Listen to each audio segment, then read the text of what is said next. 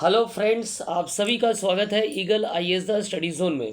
साथियों, आधुनिक विश्व इतिहास के प्रबोधन तथा आधुनिक विचार को लेकर के हम डिस्कशन कर रहे थे और इसके तहत जो है पुनर्जागरण, उसके महत्व, उद्देश्य और उसके प्रभाव को लेकर के ऑलरेडी एक वीडियो दे दिया जा चुका है।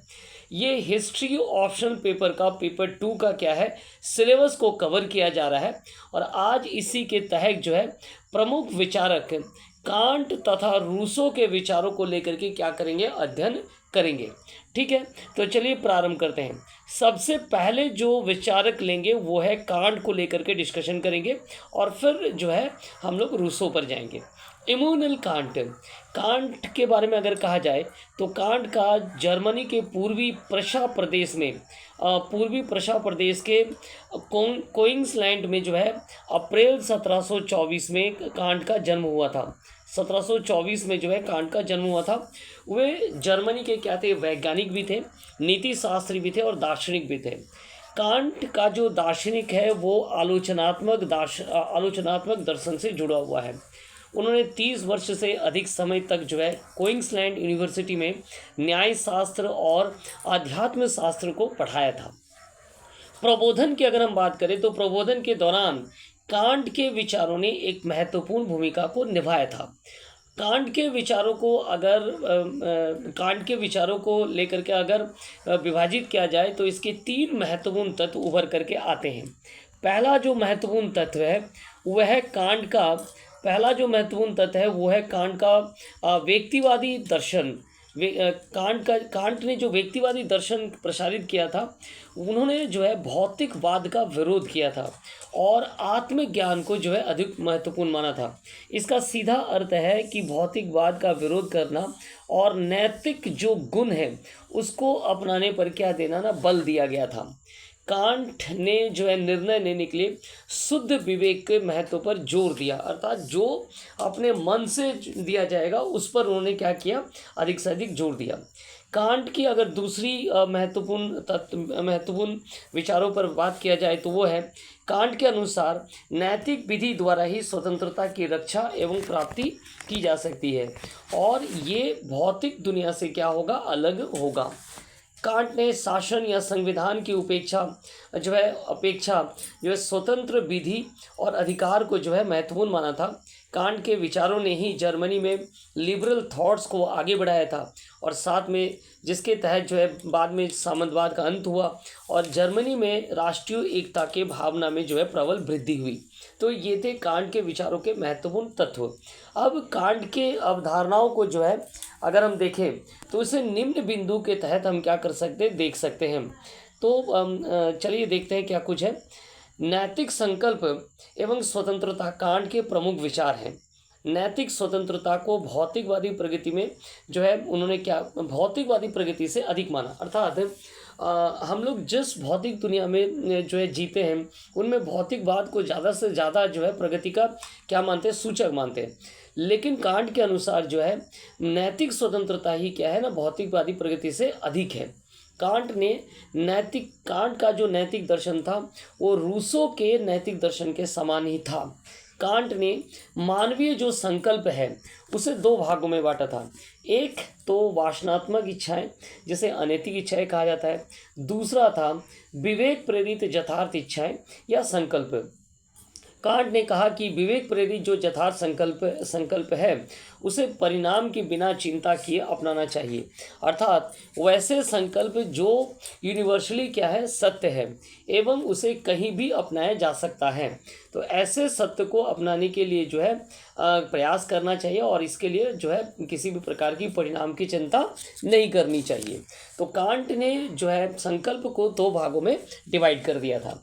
चलिए कांट के थॉट्स को लेकर के अगर हम और डिस्कशन करें तो कांट के अनुसार जो है राज्य के नियंत्रण को लेकर के जो है कांट ने विचार व्यक्त किए हैं।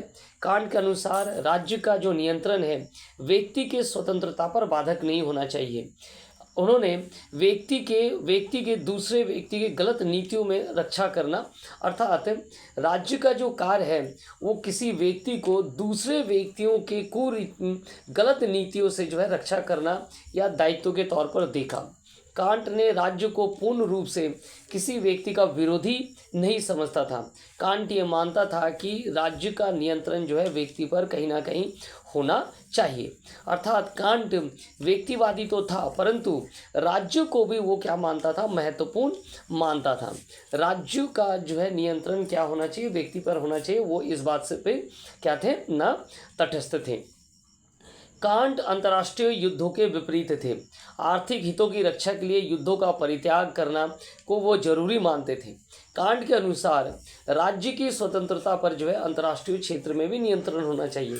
जिस प्रकार किसी व्यक्ति के जो विचार हैं या व्यक्ति के जो व्यवहार है उस पर राज्य का नियंत्रण होना चाहिए, ठीक उसी प्रकार किसी राज्य के जो निर्णय हैं उस पर जो है अंतर्राष्ट्रीय क्षेत्र पर नियंत्रण होना चाहिए। अर्थात कांट जो है विश्व राज्य की कल्पना करते थे। वो चाहते थे विश्व राज्य के तौर पर जो है सभी राज्यों पर क्या किया जाए, नियंत्रण किया जाए। कांट ही ऐसे दार्शनिक थे जिन्होंने विश्व राज्य की कल्पना पर जोर दिया था। कांट के अनुसार व्यक्ति की स्वतंत्रता के लिए सरकार के कार्यपालिका और न्यायपालिका को अलग और स्वतंत्र होना चाहिए। कांट ने सरकार के तीनों स्वरूपों को डिस्कशन किया था, अर्थात व्यवस्थापिका, कार्यपालिका और न्यायपालिका। और वे चाहते थे कि जो व्यक्ति की जो स्वतंत्रता है उस सरकार के व्यक्ति की स्वतंत्रता के लिए सरकार के कार्यपालिका और न्यायपालिका को अलग और स्वतंत्र होना चाहिए। कांट के अनुसार सरकार का स्वरूप चाहे जैसा भी हो, मूल रूप से व्यक्ति की नैतिक स्वतंत्रता जो है मिलना चाहिए। अर्थात चाहे वो राजा हो, चाहे वो प्रतिनिधि हो, चाहे कोई भी हो, लेकिन व्यक्ति की स्वतंत्रता जो है, नैतिक स्वतंत्रता क्या है ना, वो मिलनी चाहिए, जो कि महत्वपूर्ण है। कांट आम जनों को जो है विधियों को क्या मानता था, स्रोत मानता था, इसलिए वो सर्वोच्च विधायिका शक्ति का प्रयोग कर सकता था। कांट जो है जनता को क्या मानते थे ना, संप्रभु मानते थे। तो इस प्रकार ये कांट की विचारधारा है जिन्होंने जो है प्रबोधन काल में जो है क्या किया था ना, जर्मनी प्रबोधन काल में जर्मनी में जो है कई शिक्षाओं को आगे बढ़ाते हुए प्रबोधन को जो है और आगे की ओर बढ़ाया था। चलिए अब दूसरी ओर अगर हम बात करें रूसो को लेकर के अगर बात की जाए तो जॉक रूसो जो कि 1712 से लेकर के 1778 का समय काल है। तो ये वे क्या थे ना, एक दार्शनिक थे, लेखक थे एवं संगीतकार थे। उनके विचारों ने जो है यूरोप में प्रारंभ हुए प्रबोधन या विचारधारा को जो है प्रभावित किया, बल्कि ना केवल प्रभावित किया बल्कि फ्रांसीसी क्रांति को भी जो है उन्होंने प्रभावित किया था। रूसो का जन्म जो है 1712 में जिनेवा में हुआ था। बचपन में ही रूसो की माता की मृत्यु हो जाने पर उनका बचपन जो है एक पादरी के घर पर व्यतीत हुआ, जहां उन्होंने बाइबल की भी शिक्षा प्राप्त की। रूसो का प्रारंभिक जो जीवन था वो अनेक कठिनाइयों से भरा हुआ था, परंतु रूसो में अपने विचारों के माध्यम से दूसरों को आकर्षित करने की अद्भुत क्षमता थी। अब रूसो के अगर हम लोग विचारों को लेकर के डिस्कशन करें तो रूसो में जो है सामाजिक असमानता का विरोध किया था। सर्वप्रथम रूसो ने सामाजिक असमानता का विरोध किया और वहीं प्रकृति के प्रभाव से मनुष्य में जो निहित प्राकृतिक सौंदर्य है उसको निकालने में या उसको निखारने में जो उन्होंने विश्वास व्यक्त किया। प्राकृतिक सौंदर्य को जो उन्होंने क्या माना, प्रमुख माना। रूसो ने भौतिकवादी प्रगति को जो है मनुष्य के विकास का सूचक नहीं माना, अर्थात भौतिक वृद्धि ही जो है मनुष्य के विकास का सूचक जो कि वर्तमान परिप्रेक्ष्य में होता है, उसे रूसो ने जो है क्या माना ना, उसे बाधक माना। रूसो ने अपने निबंध discourse on science and arts में भौतिकवाद की जो है खुलकर आलोचना की। रूसो ने मनुष्य के नैतिक प्रगति को जो है मनुष्य के विकास से संबंधित माना, अर्थात मनुष्य का जो आत्मज्ञान है या जो नैतिकता है उसका जितना विकास होगा उससे उन्होंने क्या माना, मूल रूप से उसे ही जो है विकास का सूचक माना। रूसो के अनुसार नैतिकता में कमी के कारण ही असमानता, भ्रष्टाचार, द्वेष एवं अन्य अवगुणों में वृद्धि हुआ है और जो है समाज में क्या हुए हैं ना, समाज में जो है एक जो है दुर्गुण जो है समा गया है। इस लेख के माध्यम से उन्होंने लोगों को क्रांति की संभावना से भी अवगत करवाया था।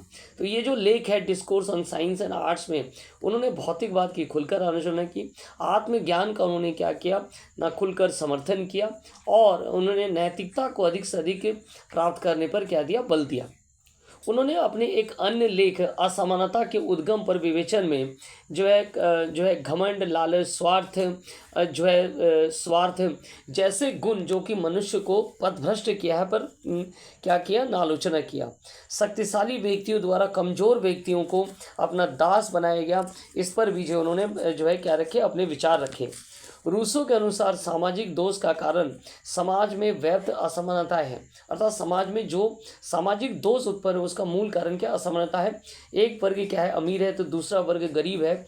एक वर्ग को सारी सुख सुविधाएं उपलब्ध है जबकि दूसरे वर्गों को जो है कुछ सुविधाओं को उपलब्ध है जबकि पूर्ण रूप से सुविधाएं उपलब्ध ना हो। तो ये जो असमानता के कारण क्या होता है, समाज में जो है दोष उत्पन्न होते हैं, समाज पथभ्रष्ट हो जाता है। और क्या होता है, अनेक प्रकार से देखा गया है शक्तिशाली व्यक्तियों द्वारा कमजोर व्यक्तियों को अपना दास बनाया जाता है या उनका शोषण किया जाता है। ठीक है। इसके अलावा रूसो के अनुसार जो सबसे मूल प्रॉब्लम है वो क्या है ना, संपत्ति से ही समाज में लालच, दुराचार तथा संकीर्ण जो है महत्वाकांक्षाओं का उदय हुआ था। इसी से ही अर्थात संपत्ति से ही, रूसो के अनुसार संपत्ति से ही युद्ध प्रारंभ हुआ, अर्थात संपत्ति अर्जित करने के लिए ही जो है बाद में जाकर के युद्ध हुए। रूसो समाज में किसी व्यक्ति को अधिक धनी और अधिक निर्धन दोनों में से वो जो है बीच का माध्यम चाहते थे, अर्थात ना तो कोई अधिक धनी हो और ना ही कोई इतना निर्बल या निर्धन हो जिससे कि उसका सर्वाइवल में प्रॉब्लम हो जाए।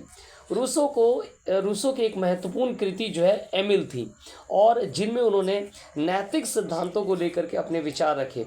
उसके अनुसार किसी व्यक्ति को अपना भाव और विचार प्रकट करने की आज़ादी होनी चाहिए, अर्थात अपने उनके नैतिक विचारों को प्रकट करने के लिए किसी प्रकार का बंधन नहीं होना चाहिए। नैतिक मूल्य के विकास को उन्होंने सर्वोपरि बनाया था। रूसो ने कृत्रिम शिक्षा का विरोध किया था।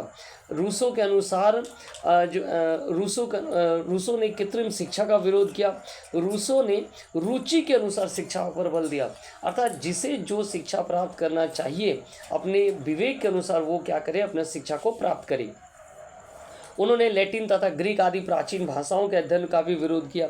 रूसो के अनुसार जो है जब तक कोई युवा तार्किक ज्ञान को ना प्राप्त कर ले तब तक उसे किसी प्रकार धर्म की शिक्षा नहीं देनी चाहिए।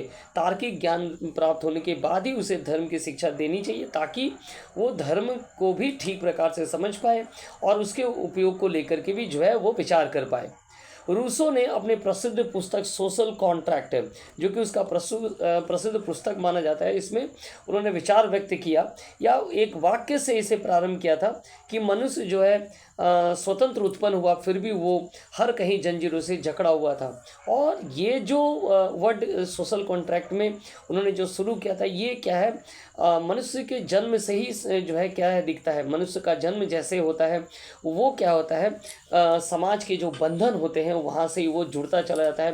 पहले वो माता पिता भाई बहन अपने घर में जुड़ता है, फिर थोड़ा बड़ा होने पर वो जब वो स्कूल जाने लगता है तो स्कूल के बंधन में जुड़ जाता है, फिर वो जब थोड़ा और बड़ा हो जाता है तो अपने दोस्तों के बंधन में जुड़ता चला जाता है, फिर और बड़ा होने पर जो है कई और बंधन जैसे अपने प्रोफेशन के बंधन में, फिर अपने विवाह के बंधन में, फिर इस प्रकार के उसका संपूर्ण जीवन क्या है ना बंधन से जुड़ा हुआ रहता है।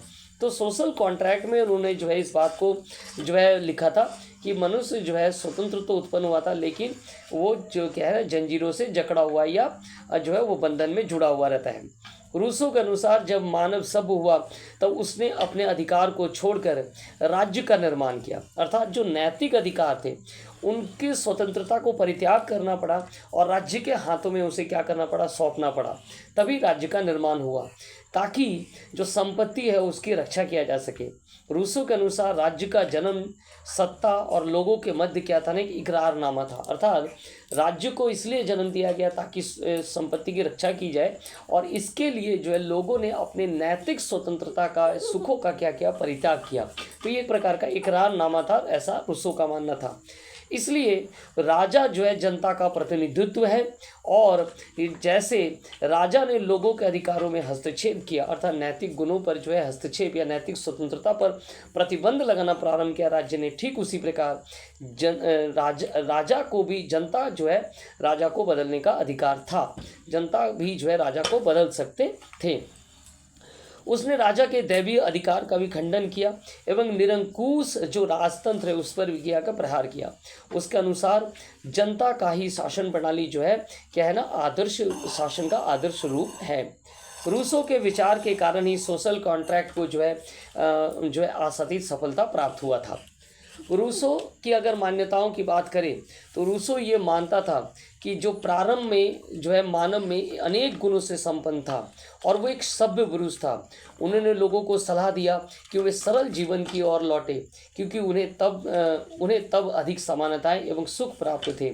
सीधी बात यह है कि रूसो ने प्राकृतिक स्थिति की ओर लौटने को कहा एवं भौतिकवाद पर जो है सीधा प्रहार किया। रूसो ने राज्य के लिए जो है विधायिका को आवश्यक बताया था। उसके अनुसार व्यवस्थिका द्वारा जनता को सलाह देकर के प्रदर्शित किया जा सकता है। रूसो ने सरकार के संसदीय प्रतिनिधित्व को प्रतिकूल माना एवं प्रत्यक्ष जनतंत्र चाहता था। क्योंकि रूसो जो है जेनेवा में रहते थे, जो कि एक छोटा जो है क्या था, शहर था जहाँ प्रत्यक्ष जनतंत्र तो हो सकता था, लेकिन सभी देशों पर प्रत्यक्ष जनतंत्र संभव नहीं है। फिर भी रूसो ने जो है संसदीय प्रतिनिधित्व के अलावा जो है प्रत्यक्ष जनतंत्र को क्या है चाहता था। रूसो सरकार के दो अंगों की चर्चा करता है, जिनमें व्यवस्थापिका एवं कार्यपालिका। रूसो ने व्यवस्थापिका को श्रेष्ठ माना कि उसी के द्वारा सामान्य संकल्प व्यतीत होता है। सामान्य संकल्प इस संदर्भ में है जिससे कि सामान्य जनों का हित हो और जो कि स्वार्थहीन हो। तो ऐसे संकल्प की पूर्ति के लिए जो है व्यवस्थापिका का होना जरूरी है। तो इस प्रकार रूसो ने भी जो है भौतिकवाद पर प्रहार किया और नैतिक गुणों को जो है आगे बढ़ाने या विकास का क्या माना, सूचक माना। जिस प्रकार कांट ने भी भौतिक गुणों को भौतिकवाद का विरोध किया था और जो है नैतिक विकास को ही जो है क्या माना था, प्रगति का सूचक माना था। इमैनुअल कांट और रूसो दोनों ही प्रबोधन युग के क्या थे, एक प्रमुख विचारक थे और इनके द्वारा जो है प्रबोधन को अधिक से अधिक क्या किया गया था, आगे की ओर जो है बढ़ाया गया था, या उनके प्रबोधन के लिए जो है उनके द्वारा दिए गए विचार लोगों को जो है प्रेरित किया और आगे जा कर के जो है कई जो है क्या है ना ज्ञानोर्जन लोगों के द्वारा किया गया। तो इस प्रकार साथियों प्रबोधन वाले जो चैप्टर थे, प्रबोधन तथा प्रमुख विचारक, जिनमें 2 पॉइंट्स का डिस्कशन हमने कर लिया है। पहला जो था पुनर्जागरण और दूसरा आज कांट तथा रूसो। इसका जो तीसरा चैप्टर है वो समाजवाद को लेकर के है, वो भी ला जाएगा और इसके बाद इनमें से उन PYQ का डिस्कशन किया जाएगा जो कि पिछले वर्षों में पूछा गया है। अर्थात प्रबोधन तथा मेजर जो आधुनिक विचार है उनमें उन प्रश्नों के लिए एक अलग क्लास लाए जाएंगे या PYQs का अलग क्लास लाए जाएंगे, जिनमें क्या क्या प्रश्न पूछा गया है उनका हम लोग क्या करेंगे, डिस्कशन करेंगे। तो हमारे साथ जुड़े रहिए eagle IAS the study zone में, और आप सभी का हमारे साथ जुड़ने के लिए बहुत बहुत धन्यवाद है।